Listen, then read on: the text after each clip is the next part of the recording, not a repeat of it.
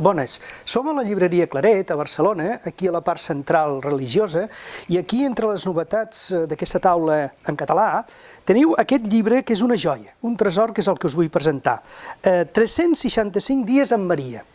Fixeu-vos, el títol és el que diu, 365, per tant, un dia, cada un dels dies de l'any, teniu aquí una petita representació, una advocació mariana molt interessant.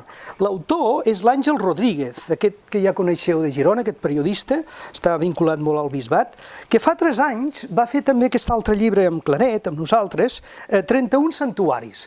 Fixeu-vos, aquí teníeu una exposició més llarga de cada santuari, amb una imatge de la Mare de Déu, i després també el goig sencer.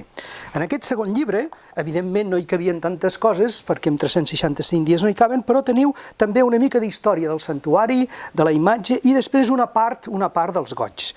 I de tant en tant teniu una imatge en color també de Maria, que és de les principals advocacions de cada comarca. D'advocacions, fixeu-vos que n'hi ha 60.000, però aquí teniu 365 i l'Àngel ja pot anar preparant d'altres advocacions perquè n'hi ha moltes. A Maria només n'hi ha una, però ella vol estar present en tots nosaltres.